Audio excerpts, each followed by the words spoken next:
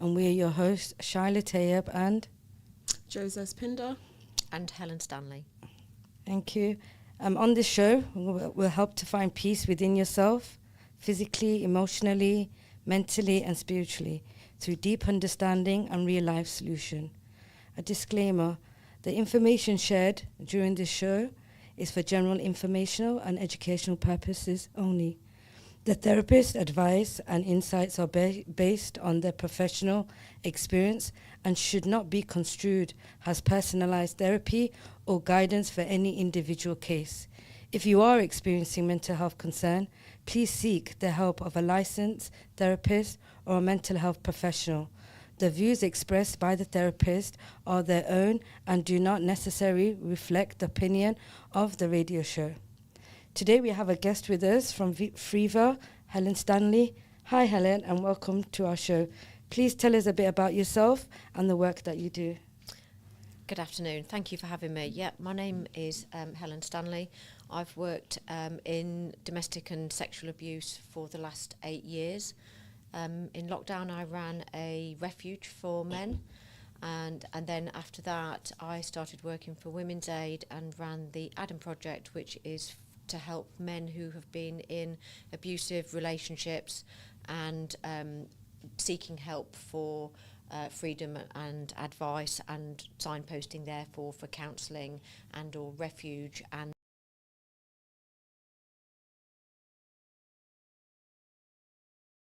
work on the sexual violence team. For I do have some male clients and also have female clients. Brilliant, excellent. So today's topic is one that isn't talked about enough. So what does it mean to be a man in today's world? Men face unspoken pressures to be strong, to provide, to suppress emotions. But what happens when those pressures become overwhelming? And what about men who suffer in silence?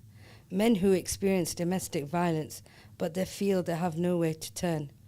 So this episode is about breaking the silence, challenging outdated ideas of masculinity, and creating space for men to heal. So what does it mean to be a man to you? Have you someone who struggles with opening up about mental health, family pressures, or domestic abuse?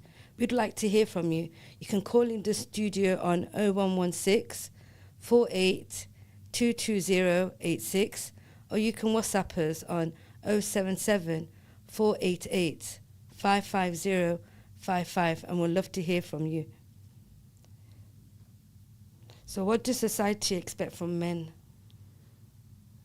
Joe, That's Helen. a broad question. Very broad question. That's a broad question. Wow. Are we just focusing on society as a whole, or cultural traditions, religion? It's all parts of it, yeah. It's all part together, and the pressures that these men feel within themselves, their mental health, fatherhood. So yes, it is a broad subject, and I think there's some important things that we can explore.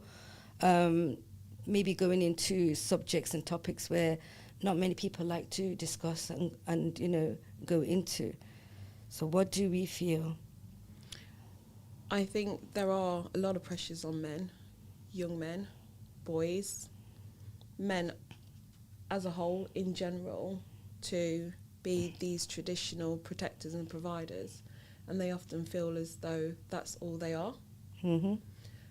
Men, I think right now, are going through, for the last few years with the rise of feminism, have been feeling even more and more isolated and redundant. I would say the word redundant from their roles, and feeling as though they are not needed.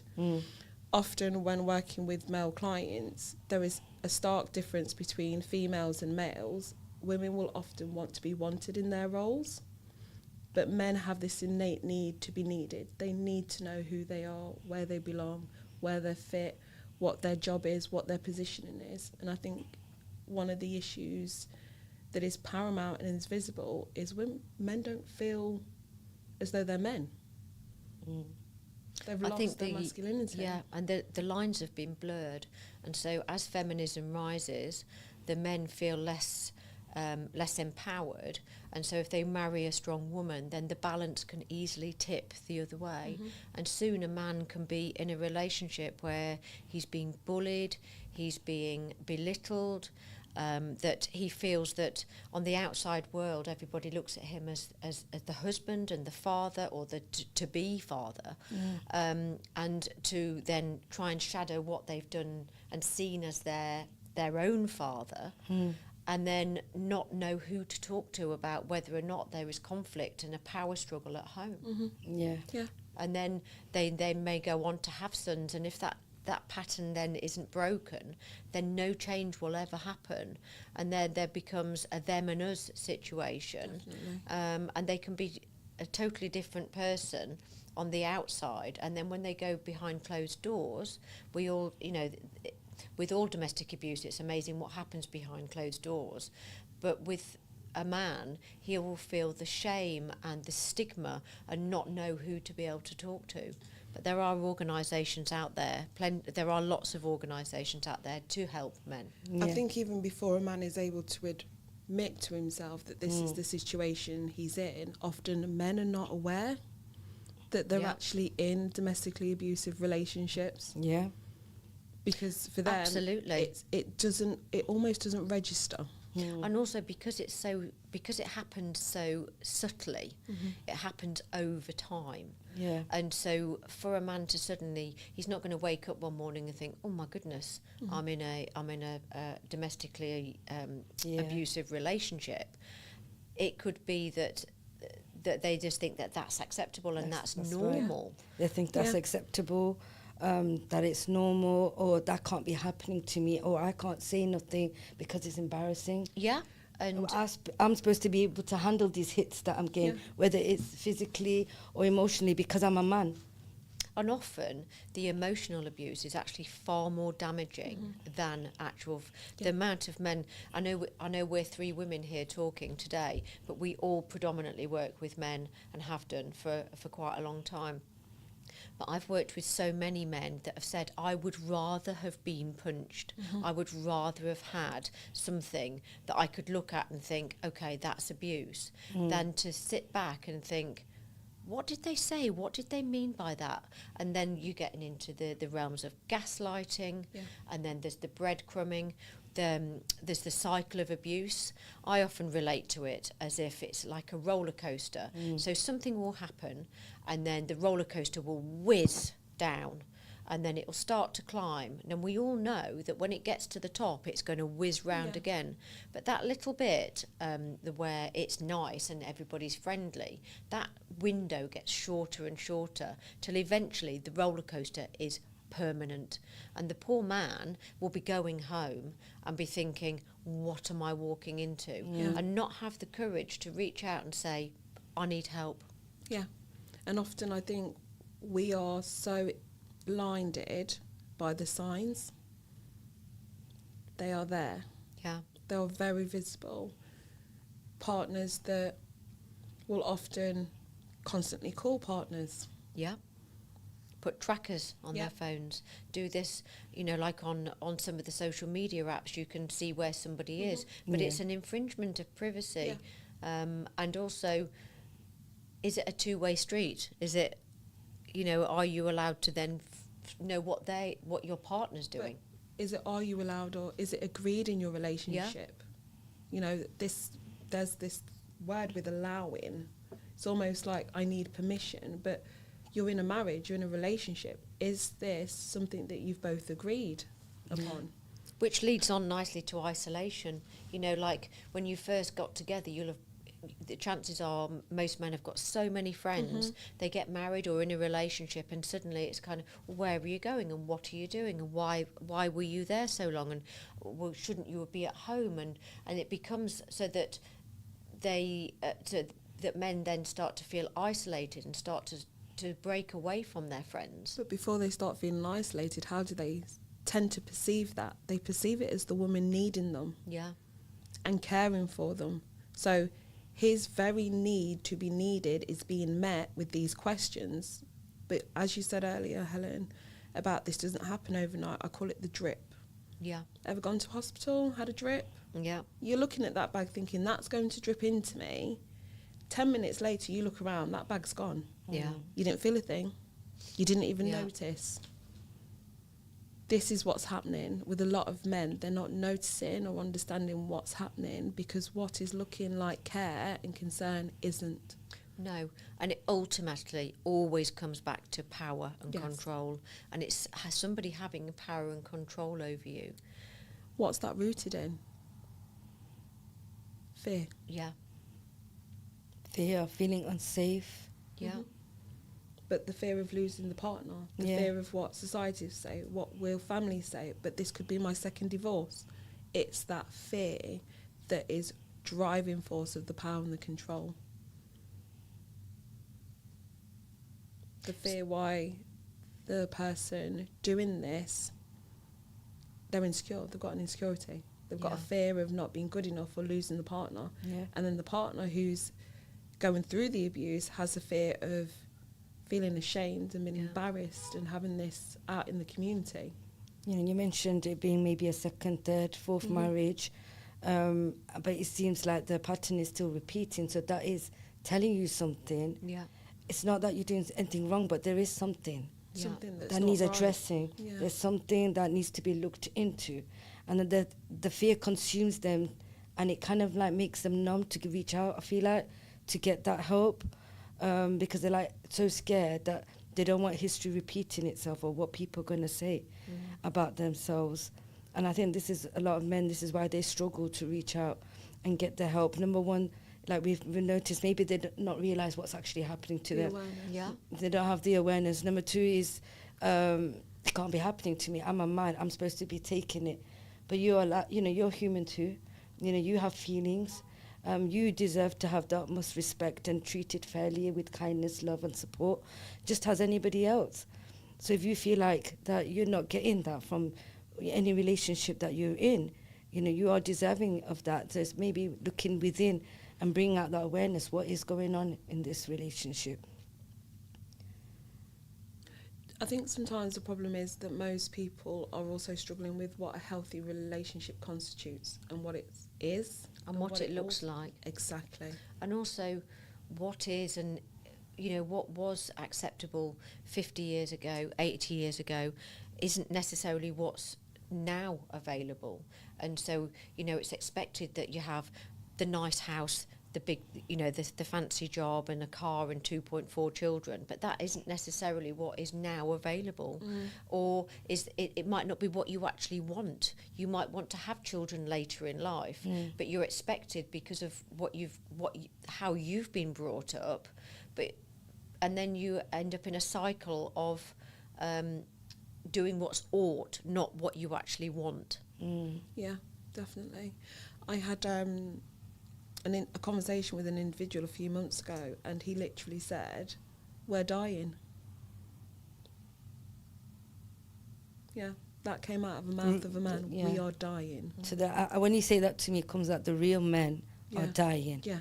And the men today are leading by expectations, by others that has been put onto them, which to some degree is not even, they're unable to even reach those expectations because like you said, Ellen, it's not manageable in this day and age. No. Things are changing, Everything's you changing, know, isn't and it? it's like, there was this trend going around, I don't know if you guys saw it on social media, about this 50-50, and it's like women are refusing to go 50-50.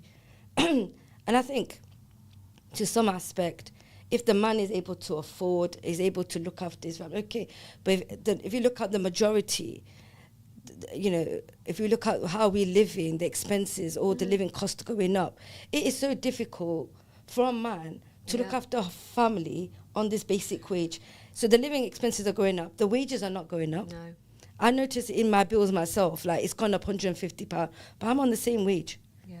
Yeah, so there's a gap there, right? But there's still the need and the want to still have the perfect life that is perceived as being the perfect life, and then there's the shame and the stigma of not being able to provide that, and then they go home men can go home and then be faced with, well, why aren't you earning enough money, and why aren't this, and why haven't we got enough clothes, and why can't we go on holiday, which can then create, a man can then be looking at getting into debt, which then has more problems. And before you know it, he's on a spiral. Absolutely. I was just about to say, you're on a spiral and you're going further and further down, and with that, taking the self-esteem with it. Yeah.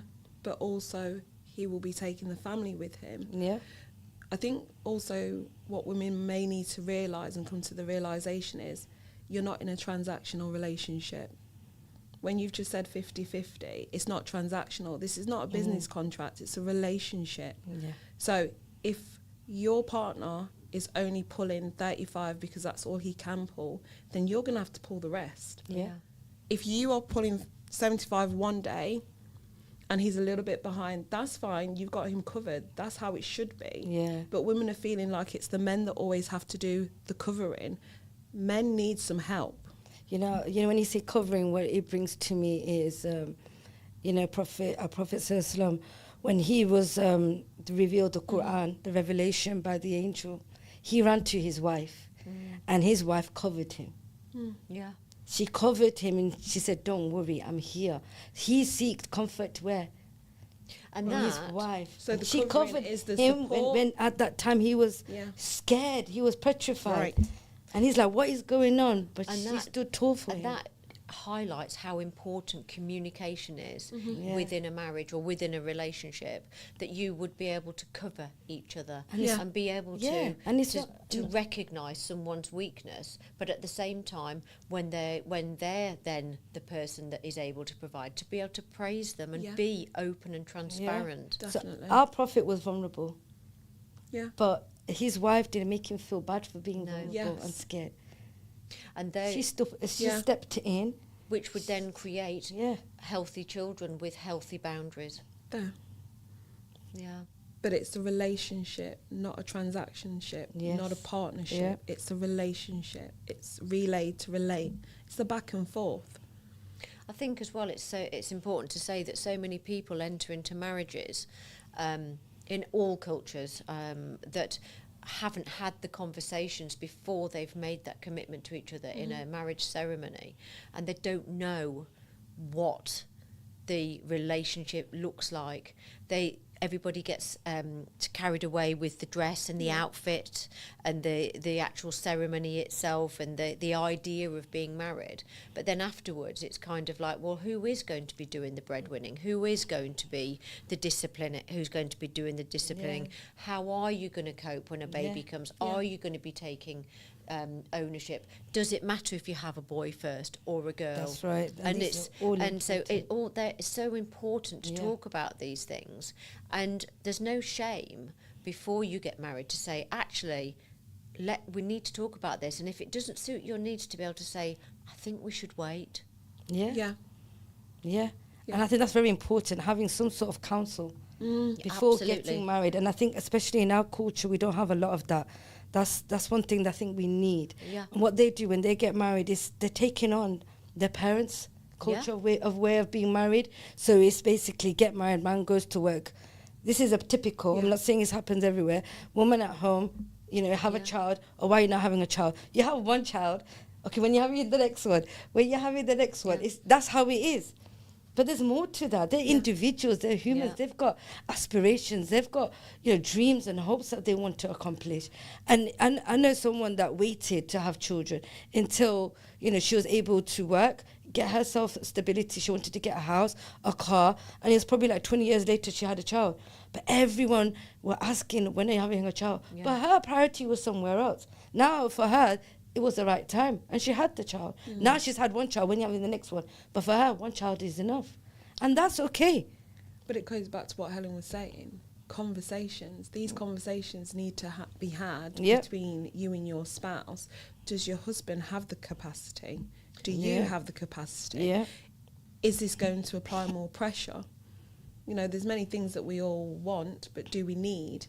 And what will it cost? Because men are drowning.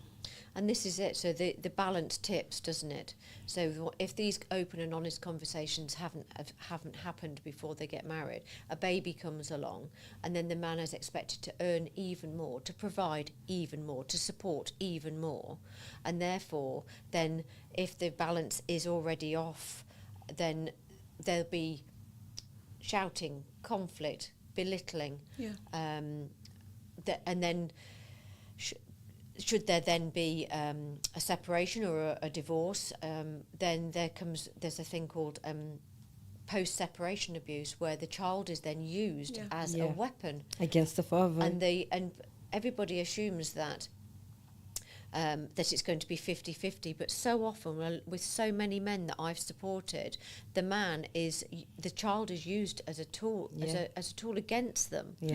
And then when the parents, they parent differently, again it comes straight back to communication. There's been no talk about how to parent, and even if the marriage doesn't survive, it doesn't mean you have to then not communicate about being the best parent you can possibly be to a boy and a girl, to produce healthy children with respectful boundaries.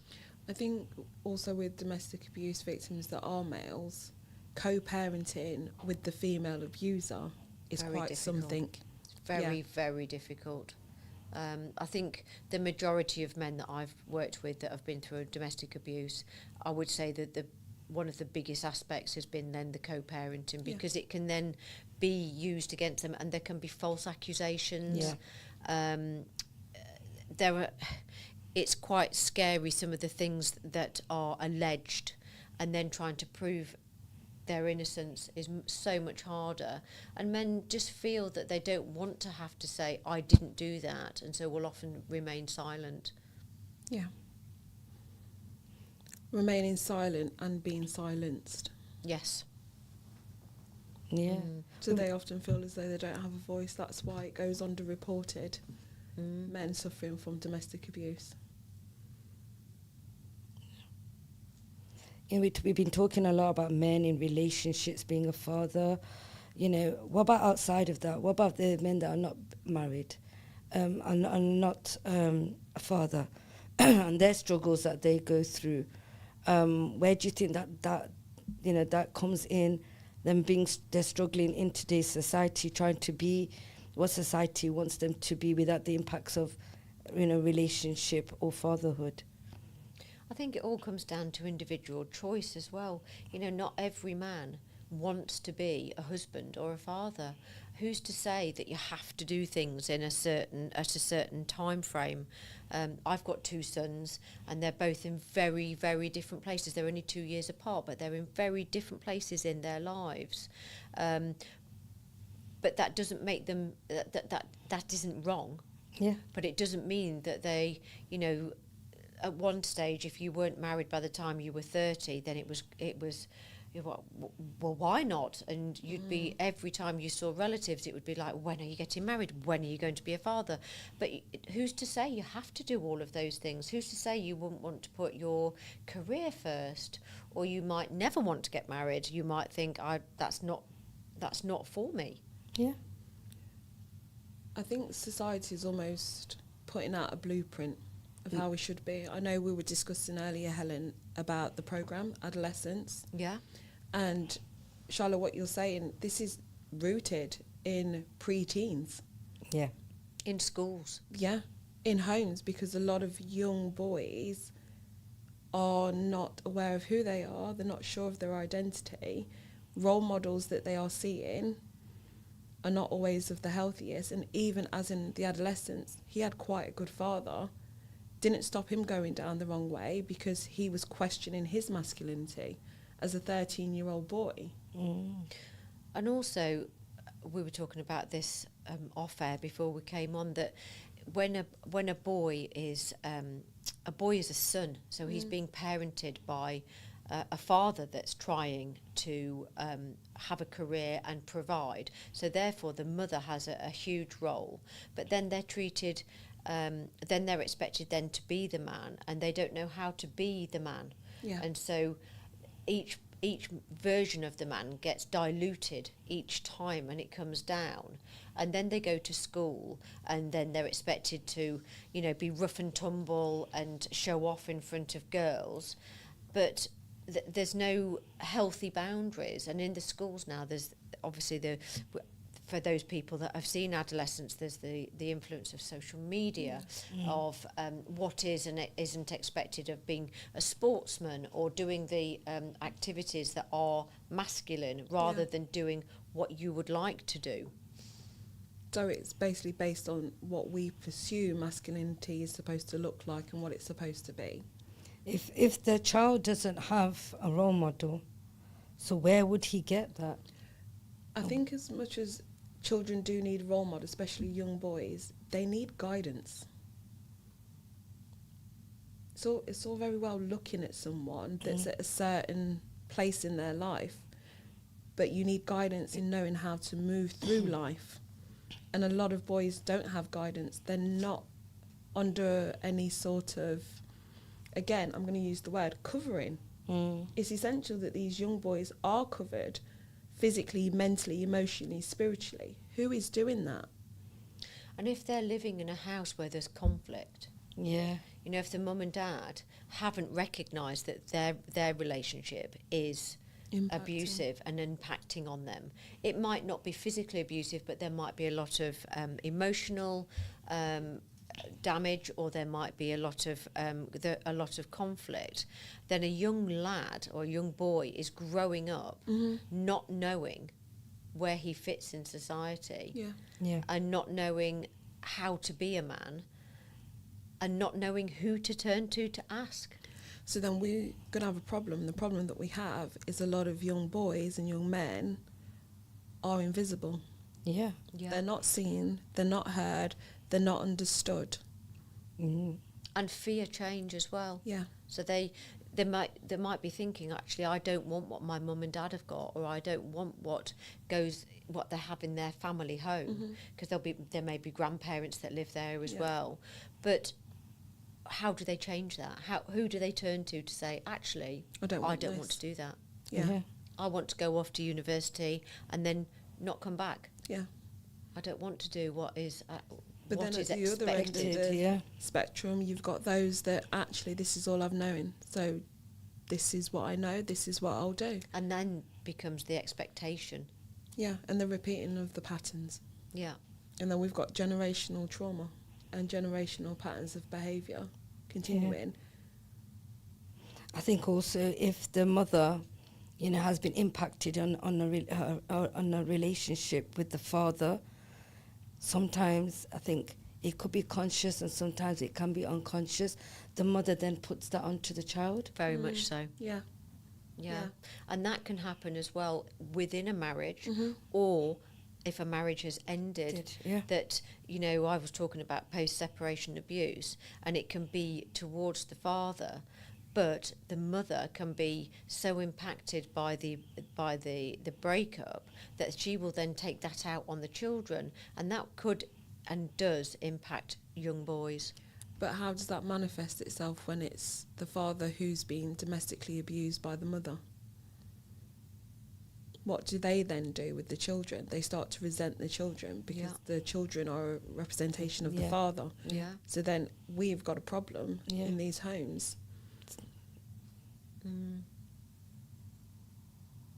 it's that bringing that awareness that the mothers be aware that what she's doing, and then try and get their help to create that, you know, difference, that balance, because your child is not the father. You know, you created, you know, the child, but he is not the father. He's not the surrogate husband or the surrogate partner that you're hoping to have. It's interesting, isn't it, how we, as mothers, we nurture our sons, and then suddenly when they're old enough, we expect them then to be men. And it's not an easy transition, is it? It's not until afterwards that you've realised that, you know, the impact that a mother can have on a son. But also it comes back to that guidance again. Where were the footnotes for the son to follow? Because most young men believe that they are men, but what they're not understanding is being and becoming a man is a process. You're male at birth, and you're male all your life, that's your gender, but becoming a man requires certain things. It requires you to have self-discipline. It requires you to be disciplined. It requires you to have the ability to take responsibility for yourself, hold yourself accountable.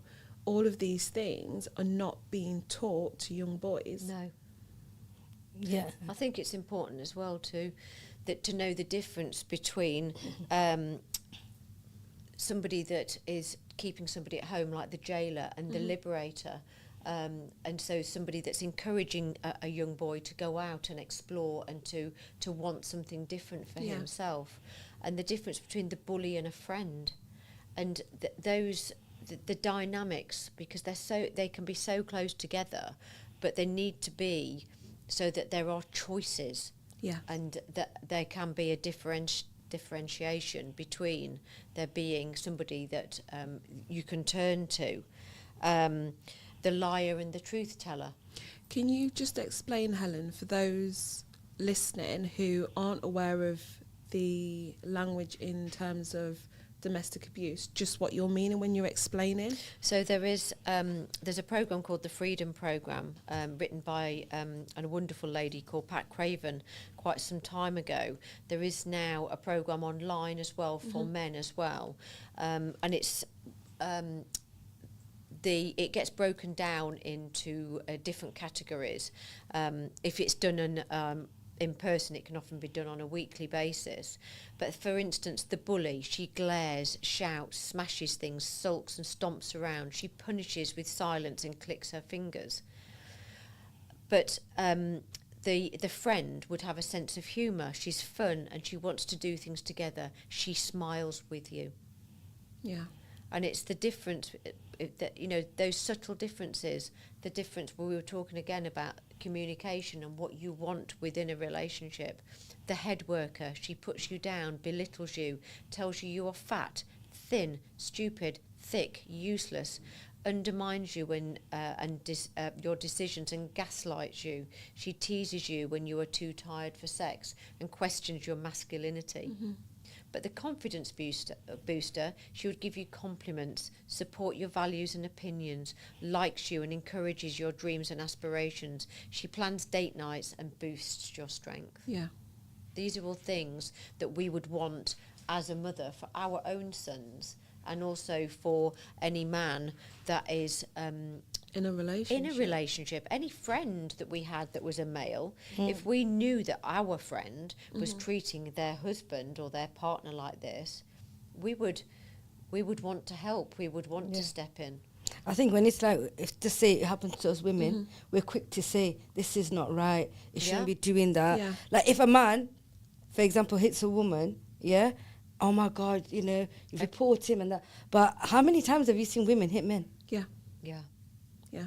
But that's okay. But there's lots of excuses for that. It's she's emotional. Yeah, she was, but then, going through her menopause. But that doesn't make not it an right. excuse. Yeah, it doesn't make it right. And that one slap, you know, everyone goes hoo-ha when it's the women.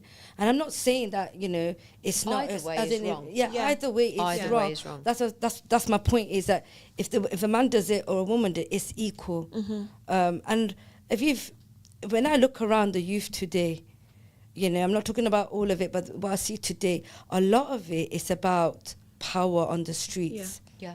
They think having that power by being aggressive is power that makes you a man. Yeah. And I don't think that's really a healthy way of what the youth today think it is. So even carrying something that is harmful and people knowing that, you know, I've got something on me that can harm you, for them, I've got the power, I've got the respect. Yeah. So I feel like when I look at the youth like that, there's something missing. They're coming out onto the streets wanting that respect, wanting that power. For me, my first thing is what's happening at home. How are they being made feel at home that they need to come out then onto the streets and reclaim that power or respect? Just said that it's almost like they're coming out with a puffed up chest, almost emulating what they think masculinity is. Yeah. But they don't know there's an alternative. That's so right. For young boys, it wouldn't be, actually, we're not going to attack you for your aggression. Yeah. Let's have a look at your assertiveness. he's struggling with his assertiveness. He can't assert himself. Mm.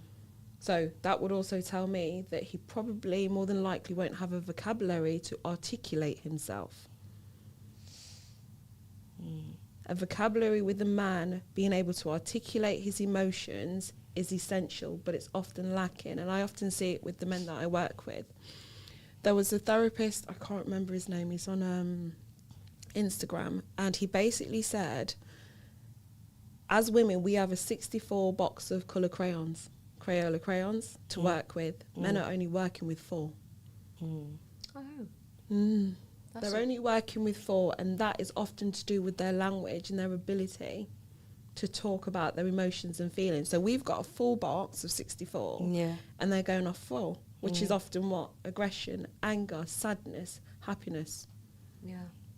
They don't know anything in between because they haven't had the space to articulate, I feel like this is what's going on for me, this is what I'm thinking.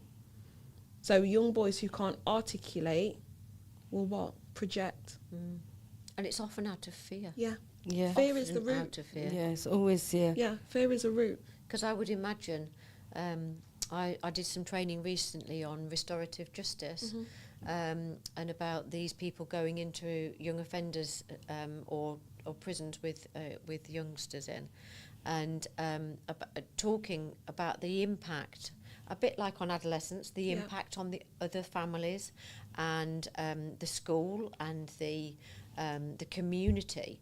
And it was really interesting how suddenly that bravado, that's, you know, like we were just saying about them having a knife on them, or that they're having something on them, and they're like, I'm big and I'm tough. Yeah. You're not big and tough when you're behind a prison door. No. When that object's been taken away from you, when the streets are being taken away from you, now you're in a confined space. But are we not perceiving it as big and tough?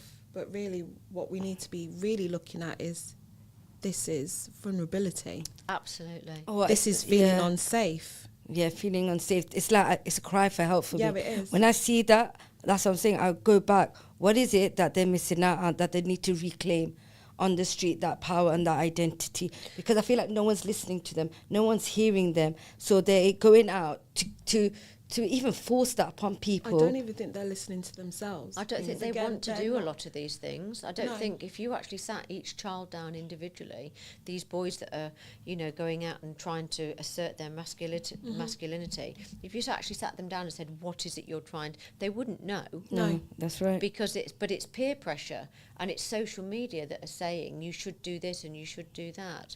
That's what makes you a man. Underneath the clothes, underneath the knife is the fear and the anxiety that they can't even sit in their own bodies, and they've gone out into the world and the world feels scary. But why they're unable to sit with themselves? Where does that come from? Have they learnt that? Have they been taught that? Have they been told that that's okay? You know, a lot of young people are often taught to listen to everybody else, do everything for everybody else, but we're not teaching our young people to actually, I need you to hear yourself. Yeah. And also what's yourself saying? And also to say no. I mean, I was talking to somebody recently and they were saying that if their child doesn't want to go and sit on a relative's knee, then they're allowed to say no. Yeah. Why is it expected that just because a grown-up tells them that they have to do something, that is what they're expected to do? They might not want to sit on somebody's knee, or they might not want to spend weekends with all their cousins and do something I think different. that's part of growing. Like my 7-year-old at the moment, I'm noticing like she's like, you know, vocalizing what she wants and what she doesn't want. Where before I just tell her she'll do it. Now she's like, if I tell her, oh, go brush your teeth. Well, I don't feel like brushing my teeth. Yeah. I'm like, why don't you want to brush your teeth? She goes, I just don't like the feeling of it. And she's trying to express herself. So then what I do is educate why we brush teeth. Yeah. Mm-hmm. End of the day, that's your choice. You know, I don't want your teeth falling out. I don't want you to get, you know, that's my, it's the way you communicate with your child. But she's realising something that many people don't realise. You have options. There are options. They're often hidden. So then people feel like they don't have a choice. Then they can't make a decision. That will disempower anybody, male or female. Yeah. But the minute that somebody knows, actually, you don't have to be this way, there's a different way. Yeah. They can then make a choice. Decide. That on its own, given to young boys, will empower them. Them. It will build their confidence, Yeah. their self-esteem, because they feel like they have that, Choice. choice to But do there's something. nothing nicer than to look at when you see a group. If you were to see a group of young boys all walking along with their swagger and their, whereas you see a young lad on his own and look has the confidence that he wants to be an individual. Yeah. That is more powerful, isn't it, than a group of boys? Because if you were to strip those boys down, most of them are in that group through fear But and that's wanting also to quite fit in. dangerous. And exactly, so because it's they're quite going to be dangerous. looking at that one, thinking, who does he think he is? Yeah, but also, I was in Marrakesh recently, and there was it was very male, very extremely male, and there was a lot of boys hanging around on the street corners, and it felt quite intimidating. I got lost, and to cut a very long story short, this lady helped me, where she'd got a tiny little boy and then a bigger boy, and he went out of his way to show us the way, and we gave him a tip. And he was absolutely delighted, and the first thing he did was took it to his mum and she said, no, you keep that because you deserve that. And the pride that he'd helped that we'd got lost, and I was quite frightened, if I'm honest. It was quite late at night, and it was dark. But it was really interesting how this boy clearly had really lovely parenting, that he felt proud, but also was going to hand the money to his mum. Yeah. Yeah.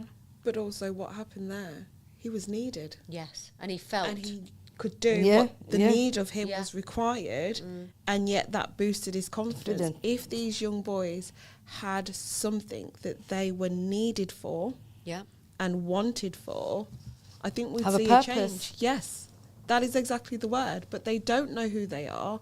They don't know where they're going. They don't know how to get to where they think they want to be. So then the purpose isn't even in their alignment. So what could we do to encourage and help these young boys? It starts from when they're young, isn't it? Yeah, it does. And how Very can much we... so. I think it needs to be more implemented into schools. Certainly. There has to be more programs available, like workshops, in regards to... I think even within the communities and even within homes, there is nothing for fathers who are becoming fathers. Yeah. Does that make sense? Because the mum goes through so many emotions carrying the child, and then the man may well see the child being welcomed into the world, but suddenly he's a father. Yeah. How do you learn to be a father? Yeah. How do you learn? Navigate that? And if you haven't got good parenting skills that you've learned leading up to being a father yourself, you're just winging it. It is still, even though you might be prepped for fatherhood, I think for many men it's still quite daunting. Absolutely. And it's It still must quite be very isolating. Yeah. So I'm just going to come up with some take-home tips for us today and our listeners. You are not weak for asking for help. Being a man does not mean suffering in silence. Your worth is not measured by how much pain you can tolerate. If you are struggling, please reach out. There is support available for you. If you do not have to prove your masculinity by enduring suffering. Being a father, a partner, or a man should not come at the cost of your mental well-being and your physical and your emotional and your spiritual well-being. Yeah. Your feelings matter and your pain is valid. Quote of the day: real strength is not in silence, but in seeking help when you need it. Helen, if you could quickly, just briefly, what support is available, and you as well, Joe. So there are lots of places available for men to get help. There in Leicester itself, there is Freeva. There's also Women's Aid and Living Without Abuse. Nationally, there's the Mankind Initiative. They have a really good website and also are able to signpost. The Women's Aid, there is a project called the Adam Project, and there are refuge spaces within the UK as well for men, as well as, and men can even take their children to refuge as well, and would get support to rebuild their lives. Thank you very much, Helen. Okay, and just to close, yes, Amite Counselling does a fathership and fatherhood group. They meet every Thursday and have been doing so for the last 7 months. It's a private group, so please get in touch, and we can be found on Psychology Today, Amite Counselling. Thank you. Thank you very much. Assalamu alaikum wa rahmatullahi wa barakatuh.